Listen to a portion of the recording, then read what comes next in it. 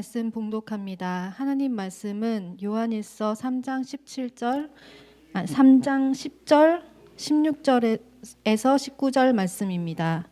이러므로 하나님의 자녀들과 마귀의 자녀들이 드러나나니 물은 의를 행하지 아니하는 자나 또는 그 형제를 사랑하지 아니하는 자는 하나님께 속하지 아니하니라. 그가 우리를 위하여 목숨을 버리셨으니 우리가 이로써 사랑을 알고 우리도 형제들을 위하여 목숨을 버리는 것이 마땅하니라. 누가 이 세상의 재물을 가지고 형제의 궁핍함을 보고도 도와줄 마음을 닫으면 하나님의 사랑이 어찌 그 속에 거하겠느냐. 자녀들아, 우리가 말과 혀로만 사랑하지 말고 행함과 진실함으로 하자. 이로써 우리가 진리에 속한 줄을 알고 또 우리 마음을 주 앞에서 굳세게 하리니. 아멘. 네, 오늘은 한 선교사님의 이렇게 이야기로 설교를 시작하겠습니다. 이분은 뇌성마비를 앓고 있는 선교사님입니다. 이분이 아주 어릴 때 백신 주사를 맞았는데 뇌염과 관련된 주사를 맞았는데 그 후에 몸에 이제 열이 났습니다. 보통 이럴 때는 그 아이의 몸에 열을 내려야 하는데 어머니께서 이렇게 잘 모르셔서 이렇게 감기 몸살처럼 생각을 하셔서 이렇게 아이를 담요로 감쌌습니다. 그래서 그로 인해서 열이 더 몸에서 올라갔고 뇌에 손상을 입게 되었습니다. 그 이후로 선교사님은 이 뇌성마비를 앓게 되었습니다. 선교사님이 약 3살 때 일어난 사건입니다. 그래서 처음에는 몸도 움직이지 못하고 말도 거의 할 수 없었습니다. 어릴 때는 매일 집에서 누워만 있었어야 했습니다. 그런데 이런 몸 상태로 드디어 학교에 들어가게 되었습니다. 아마 옛날이라 어떤 몸이 불편하신 분들을 위한 학교가 근처에는 없었던 것 같습니다. 그래서 일반 학교에 들어갔는데 이분이 할 수 있었던 거는 하루 종일 책상에 앉아 있는 것뿐이고 클래스 수업 시간에는 듣는 것밖에는 할 수가 없었습니다. 그리고 매년 이렇게 선교사님과 이렇게 파트너 짝이 이렇게 되면 아이들이 선생님께 가서 짝을 바꿔달라고 해서 대부분의 그 학년 기간 동안에는 혼자서 이렇게 책상에서 있었다고 합니다. 그런데 선교사님이 초등학교 6학년이 되어서 이렇게 새로운 짝을 만났는데 이 친구도 그 이름이 덕철이라는 친구였다고 합니다. 당연히 이 친구도 선생님께 짝을 바꿔달라고 이렇게 얘기를 할 줄 알았는데 그렇게 하지 않았습니다. 그리고 어느 날부터 수업 시간에는 자신의 노트와 그 덕철 친구분의 노트와 선교사님의 노트에 동시에 두 곳에 필기를 하기 시작했습니다. 그리고 쉬는 시간에 자신이 화장실을 갈 때 이 선교사님을 업고 같이 화장실을 갔다고 합니다. 그래서 어느 날 이 선교사님이 정말 말이 어눌해서 부모님 정도만 겨우 알아들을 수 있는 그 말로 너는 무엇을 나에게 바라기에 왜 이렇게 나한테 잘해 주느냐라고 이 덕철이라는 친구한테 이렇게 물어봤습니다. 그러자 이 친구는 그때서야 자신이 아는 하나님과 예수님에 대해서 하나씩 얘기하면서 나는 너가 다른 아이들과 다르지 않다고 생각해. 너도 하나님의 자녀이고 너도 하나님을 안다면 너의 인생이 바뀔 수 있어라고 이렇게 말을 했습니다. 그리고 너도 같이 교회 갈래? 이렇게 선교사님께 교회 같이 가자는 초대를 했습니다. 그래서 이 선교사님은 그 당시 마음이 너가 어디를 가자고 하든 나는 같이 갈 거야. 이런 마음으로 가겠다고 이렇게 얘기를 했고 집이 불교 집이어서 어머님한테 이렇게 맞으면서까지도 이렇게 그 덕철한 친구와 함께 교회를 다니기 시작했고 그 후에 예수님을 알게 되고 이 구원의 기쁨을 경험하게 되었습니다. 감사하게도 이 선교사님은 중학교, 고등학교 때 이렇게 몸이 많이 회복이 되어서 지금은 아직도 말이 조금은 어눌하지만 선교도 하고 또 기독교 TV에 나오셔서 간증을 하실 정도로 몸이 많이 좋아졌습니다. 이 선교사님을 교회로 초대한 이 덕철이란 친구의 이 마음과 또 그 행동은 오늘 이 형제를 사랑하라는 이 성경의 말씀을 우리의 삶에서 어떻게 적용해야 하는지를 너무 잘 보여주고 있습니다. 지난주에 저희가 이 죄는 곧 불법이다라는 말씀에 대해서 좀 더 알아보았습니다.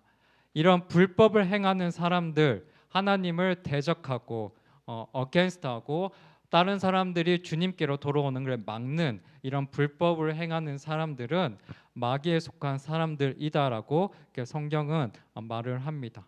그렇다고 그 사람의 영혼이 마귀의 자녀이구나 이렇게 단정 짓기보다는 이런 불법은 사람이 행하지만 궁극적으로는 이런 불법적인 죄는 마귀의 불법적인 마음으로부터 나오고 사람은 이런 마귀의 유혹과 또 영향을 받음으로써 이런 불법적인 죄를 짓고 있다. 이렇게 이해하시면 좋을 것 같습니다. 제가 3장 10절을 읽어보겠습니다. 이로써 하나님의 자녀와 마귀의 자녀가 분명히 드러납니다. 누구든지 의를 행하지 않는 사람이나 자기 형제를 사랑하지 않는 사람은 하나님께 속해 있지 않습니다. 이 3장 10절은 하나님의 자녀로서의 특징 두 가지를 말하고 있습니다. 첫 번째 특징은 의를 행하는 것이고 두 번째 특징은 형제를 사랑하는 것입니다. 먼저 첫 번째 특징에 대해 말하면 사도 요한은 마귀의 이 자녀의 특징이 불법적인 죄를 저지르는 것이라면 하나님 자녀의 특징은 하나님처럼 또는 하나님의 아들 예수 그리스도처럼 의를 행하는 것이다라고 말하고 있습니다. 먼저 사도 요한이 이런 주장을 하는 이유를 이해하려면 먼저 그 당시 교회에서 거짓된 가르침을 이렇게 전했던 사람들을 알아야 합니다. 지난주에 제가 얘기한 것처럼 이들은 하나님은 믿었지만 예수님을 그리스도로 믿지 않았으며 자신들이 하나님을 잘 알고 있고 자신들도 하나님처럼 의로운 사람이라고 주장을 했습니다. 하지만 이들의 실제의 삶은 도덕적, 윤리적으로 되게 타락하고 부패한 삶이었습니다. 왜냐하면 이들은 영적인 세계만 선하기 때문에 우리가 살고 있는 이 물질 세계에서는 우리가 선하고 의롭게 살 필요가 없다는 왜곡되고 잘못된 믿음을 가지고 있었기 때문입니다. 그래서 이들의 삶의 특징은 한마디로 말과 혀로는 의롭다고 외치지만 의로운 행함은 없는 삶이었습니다. 그래서 사도 요한은 이런 거짓 가르침을 바로잡기 위해서 이렇게 말하고 있습니다. 옳은 일을 행하는 사람들이 하나님이 의로우신 것처럼 의로운 사람이며 이것이 하나님의 자녀임을 드러냅니다. 오늘 말씀에서 언급하는 이 의로움은 우리가 일반적으로 생각하는 도덕적, 윤리적으로 선하고 옳은 일을 오늘 본문에서는 가리킵니다. 우리가 의롭고 선한 일을 해야 하는 이유는 궁극적으로 하나님이 의롭기 때문입니다. 시편 33편 5절은 말합니다. 여호와께서는 의와 공의를 사랑하시며 이 땅은 그분의 변함없는 사랑으로 가득 차 있습니다. 그리고 성경의 많은 곳에서 하나님은 하나님의 자녀들에게 똑같이 너희도 의롭고 선하게 살아야 함을 강조합니다. 예레미야 7장을 제가 읽어보겠습니다. 만약 너희가 참으로 너희 행동과 너희 행위를 올바르게 하고 이웃 사이에 참으로 정의를 행한다면 만약 너희가 이방 사람과 고아와 과부를 억압하지 않으며 이곳에서 죄 없는 피를 흘리지 않는다면 그리고 너희가 다른 신들을 추종해서 스스로 재앙을 초래하지 않는다면 그러면 내가 너희를 이곳 곧 내가 너희 조상들에게 영원토록 준 이 땅에서 살게 할 것이다. 하나님은 하나님의 자녀라면 하나님의 의로움을 나타내야 한다고 말하십니다. 즉 불법, 죄를 좋아하면서 동시에 하나님을 사랑하는 것은 이렇게 상식적으로 맞지 않습니다. 하나님으로부터 난 자라면 하나님의 성품과 특성을 닮아가야 하는 것이 맞습니다. 사실 그리스도인의 의미는 단순히 기독교라는 종교를 믿는 사람이라는 그런 정의를 넘어서 예수 그리스도를 믿고 따르며 그분의 삶과 가르침을 본받아 사는 사람을 의미합니다. 그리고 오랜 시간 동안 예수님을 따르는 수많은 그리스도인들은 비록 완벽하지는 않더라도 이 예수 그리스도의 성품과 삶에 따라 살기 위해 노력해 왔습니다. 그리고 이러한 노력들 때문에 세상의 많은 사람들은 그리스도인은 착해라는 기대를 가지고 있으며 아직도 여전히 그리스도인이라는 단어는 어느 정도 정직, 의로움, 선함 등의 이미지와 명성을 가지고 있다고 저는 생각합니다. 그런데 요즘 한국 영화, TV 드라마를 보면 이 사이비 목사, 사기꾼 목사는 거의 단골 캐릭터로 나오는 것 같습니다. 또한 목회자 그리고 그리스도인들이 되게 위선적인 캐릭터로 나올 때가 종종 있습니다. 교회에서는 신실한 장로님, 권사님이고 기도도 열심히 하는 것으로 나오는데 집에 가면 우리 흔히 아시는 드라마 자기 아들이나 딸이 가난한 딸이나 아들을 만나는 것을 엄청 반대하는 캐릭터로 나오기도 하고 또 교회 안에서는 겸손한 척 하는데 교회 밖에 나가면 돈이나 명예를 되게 중요하게 생각하는 되게 욕심 많고 이기적인 캐릭터로 드라마에 나올 때도 있습니다. 언젠가부터 특히 한국에서 이 그리스도인이라는 단어의 이미지가 정직, 겸손, 의로움에서 위선의 이미지로 바뀌고 있는 것 같아 개인적으로 안타까운 마음이 듭니다. 아마 이러한 변화는 우리를 포함해서 오랜 시간에 걸쳐서 많은 그리스도인들이 조금씩 세상과 타협하면서 살고 예수님도 믿지만 동시에 예수님을 믿지 않는 분들과 전혀 구분되지 않게 살아온 그 열매인 것 같습니다. 세상 사람들이 이기적으로 사니 나도 이기적으로 살고 세상 사람들이 돈과 명예를 좋아하니 나도 돈과 명예를 좋아하고 세상 사람들이 양보하지 않으니 나도 양보하지 않고 아마 이러한 모습들을 한마디로 표현한다면 다른 사람들도 모두 그렇게 사는데 라는 말로 표현할 수 있을 것 같습니다. 남들처럼 똑같이 사는 그리스도인들의 삶, 남들과 구분이 되지 않는 우리들의 삶이 그리스도인과 교회를 위선적인 사람들, 위선적인 곳으로 만들고 있지 않나 생각하게 됩니다. 제가 좋아하는 이 비전 구호가 있습니다. 하나님을 사랑하고 다른 사람을 사랑하고 세상을 변화시키자입니다. 이 비전을 들으면 이렇게 살고 싶은 그런 소망이 생깁니다. 정말 세상에 임팩트, 충격을 주고 정말 세상을 변화시키기 위해서 그러나 우리가 꼭 거창하고 위대한 일을 해야 하는 것만은 아닙니다. 기본으로 돌아가서 그리스도인답게 기본을 지키면서 사는 것만으로도 우리는 세상에 작은 충격을 줄 수 있다고 저는 믿습니다. 오늘 말씀은 그리스도인으로서 지켜야 할 기본은 의로운 일을 행하는 것이고 형제를 사랑하는 것이다 라고 말하고 있습니다. 그리고 이렇게 행하는 것이 하나님께 속한 자를 마귀에게 속한 자로부터 구분하게 만든다고 또한 성경은 말합니다. 우리가 이 두 가지의 기본이라도 성실히 지킨다면 무너진 그리스도인의 이미지가 조금씩 회복이 되고 우리는 세상에 작은 충격, 변화를 줄 수 있다고 저는 믿습니다. 정말 우리 모두가 그리스도인으로서 그리스도인답게 기본부터 잘 지키게 되기를 축복합니다. 다음으로 사도 요한은 하나님께 속한 사람과 그렇지 못한 사람을 구분하는 특징으로 형제 사랑을 말합니다. 제가 16절, 17절을 읽어보도록 하겠습니다. 예수 그리스도께서는 우리를 위해 자기 목숨을 내놓으셨습니다. 그래서 우리가 사랑을 알게 됐습니다. 그러므로 우리도 형제들을 위해 우리 목숨을 내놓는 것이 마땅합니다. 누구든지 세상 재물을 갖고 있으면서 자기 형제나 자매의 궁핍함을 보고도 도와줄 마음이 없다면 어떻게 그 사람 안에 하나님의 사랑이 있다고 하겠습니까? 네, 3장 16절에서 목숨을 내놓다라는 헬라어 단어는 주로 그러니까 희생하는 죽음을 의미하는 것이 아니라 다른 사람을 위해 나의 목숨을 위태롭게 하기까지 하는 것을 가리킵니다.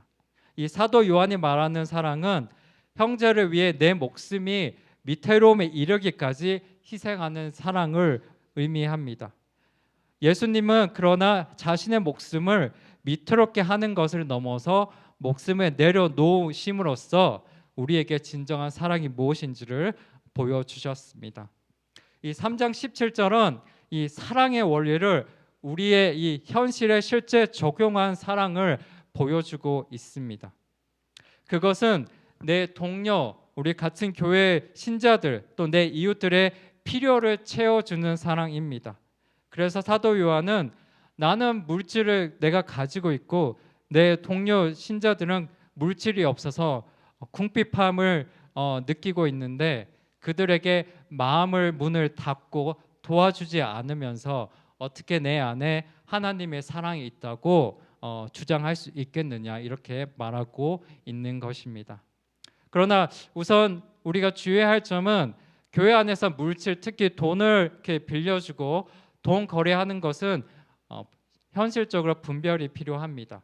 이 말씀을 가지고 무분별하게 돈을 빌려 달라고 하신 분은 없기를 바라겠습니다. 그리고 사도 요한은 단순히 물질의 필요만을 가리키는 것이 아니라 어떤 형태의 필요든지 형제 자매의 필요를 보았을 때 그것을 외면하지 말고 도와줘야 함을 말하고 있습니다. 그리고 그렇게 할 때 그 사람 안에 하나님의 사랑이 있음이 외부적으로 보여진다고 말하고 있습니다. 서론에서 소개해드린 이 선교사님의 이야기에서 이 덕철이란 이 친구분의 사랑의 행동은 그분 안에 하나님의 사랑이 있음을 그리고 그는 하나님께 속한 사람임을 그분의 행동이 증명하고 있습니다. 참고로 여기에서 이 하나님의 사랑은 하나님으로부터 온 사랑을 의미할 수 있고 또 하나님을 향한 사랑을 의미할 수 있습니다. 개인적으로 저는 이 하나님의 사랑은 이 하나님으로부터 온 사랑과 하나님을 향한 사랑 모두를 의미할 수 있다고 생각합니다. 이 덕철이한 친구의 이 사랑의 행동은 그분 안에 하나님으로부터 온 사랑과 그리고 하나님을 향한 진실된 사랑이 있음을 보여주고 있는 것 같습니다. 다음으로 3장 18절 19절을 읽겠습니다. 자녀들이여 우리가 말과 혀로만 사랑하지 말고 행동과 진실함으로 사랑합시다. 이렇게 행해야 우리가 진리에 속한 줄을 알고 하나님 앞에서 확신을 갖게 될 것입니다. 우리가 올바른 믿음을 통해 진리에 속하게 되면 즉 마귀가 아닌 이제 하나님께 속하게 되면 다른 사람을 향한 우리의 행위, 태도에도 변화가 생깁니다. 쉽게 말하면 하나님과 올바른 관계를 맺으며 살기 시작하면 다른 사람과도 올바른 관계를 맺으면서 살기 시작하게 됩니다. 그리고 이것을 통해서 내가 진리에 속하고 하나님과 바른 관계를 가지고 있음을 내적으로 알고 확신을 갖게 됩니다. 이에 대해서 한 책에서는 이것을 다음과 같이 말합니다. 우리의 갈망은 하나님 아버지와의 교제를 위한 것입니다. 우리 안에는 하나님과 연합하여 살 때에만 충족될 수 있는 깊이 자리 잡은 욕망이 있습니다. 따라서 성령과 예수님을 통해 하나님 아버지와 개인적으로 교제하며 살아갈 때 우리의 마음의 갈망이 충족됩니다. 그리고 하나님과의 교제 연합은 우리를 다른 사람들과 연합하게 만듭니다. 우리는 하나님과의 교제 없이는 서로 연결될 수 없습니다. 성령으로 우리 사이에 서 계신 예수 그리스도를 통해서 서로 사랑하십시오. 그리고 서로에 대한 사랑은 우리가 예수님께 속해 있고 그분의 제자임을 세상에 보여줍니다. 그리고 또 다른 한 학자는 이렇게 얘기했습니다.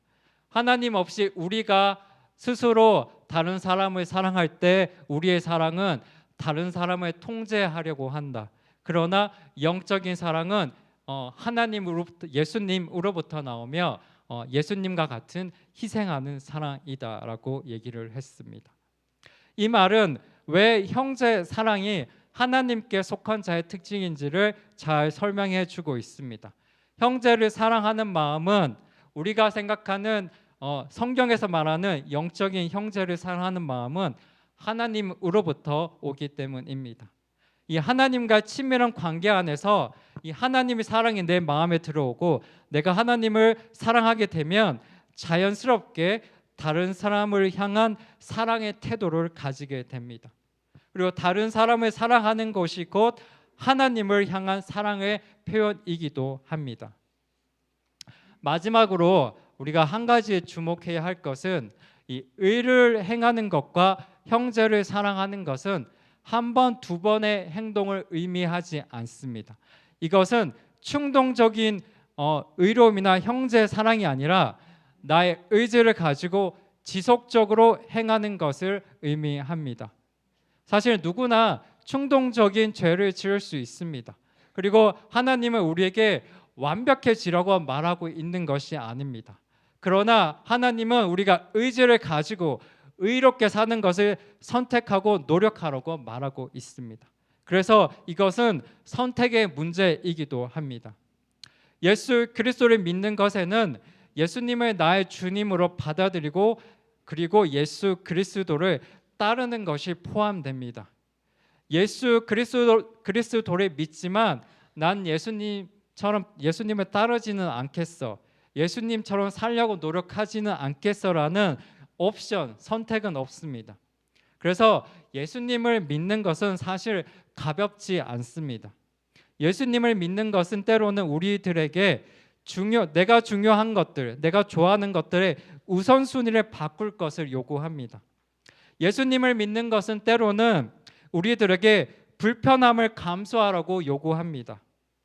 그리고 예수님을 믿는 것은 때로는 우리들에게 손해를 보거나 포기하라고 요구합니다. 예수님의 삶이 이와 같았습니다.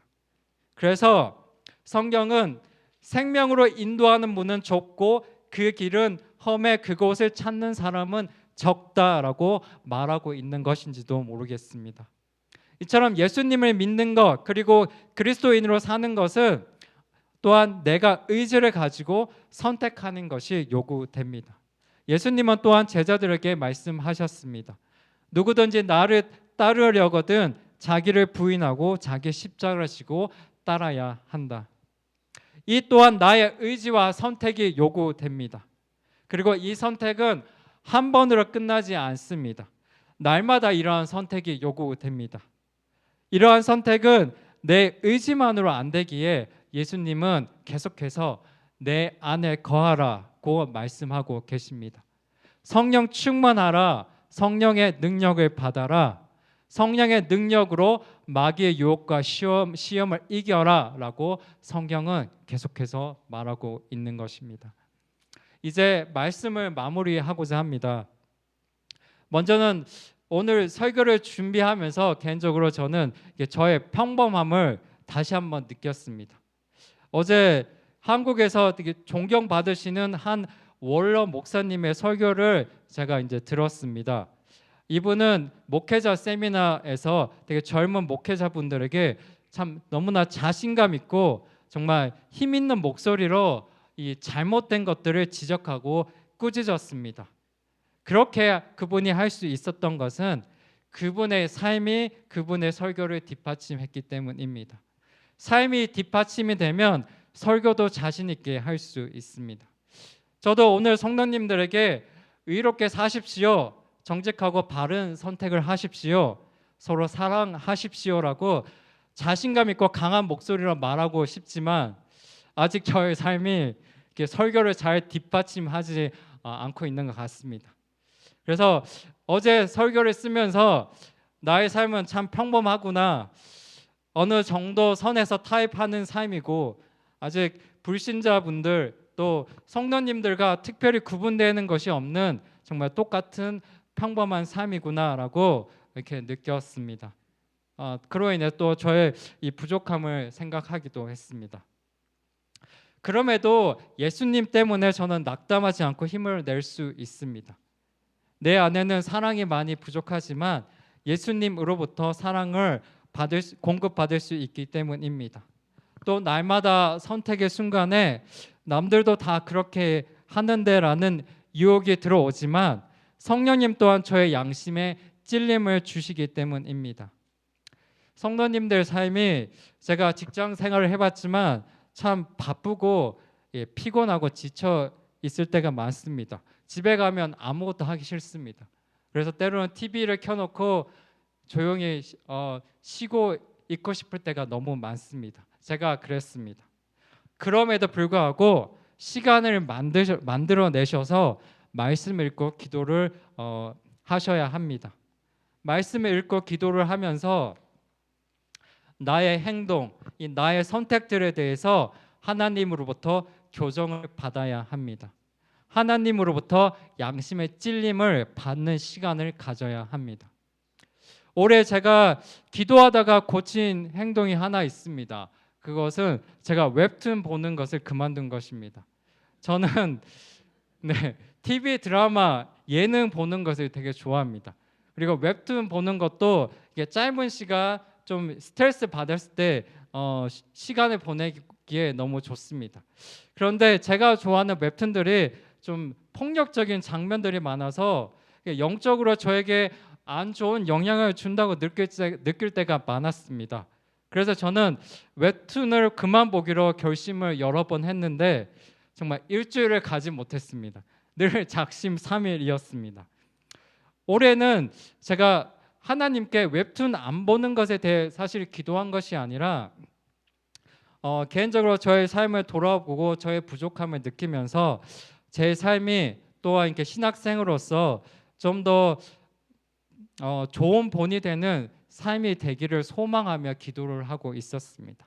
그런데 갑자기 제 마음에 이렇게 웹툰을 그만 보라는 이렇게 마음의 감동이 훅 들어오면서 그 이후로 웹툰을 보지 않게 되었습니다. 저도 신기합니다. 이렇게 뭔가를 단번에 이렇게 끊어버린 건 처음인 것 같습니다. 물론 지금도 유혹을 이렇게 받기도 하지만 잘 이겨내고 있습니다. 하나님의 자녀로서 이렇게 의로운 행동을 하고 싶다면, 정말 형제를 사랑하고 싶다면 그 시작은 예배드리고 찬양하고 말씀 읽고 기도하는 것부터 시작해야 합니다.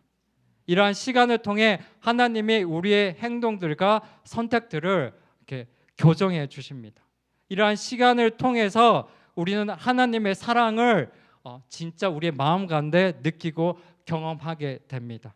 그러면 자연스럽게 우리의 행동이 변화될 것입니다. 다른 사람을 더욱 사랑하게 될 것입니다. 그리고 이렇게 되는 것이 우리가 말하는 영적인 성장입니다. 우리의 모든 성도님들이 정말 영적으로 이와 같이 성숙해지기를 축복드립니다. 같이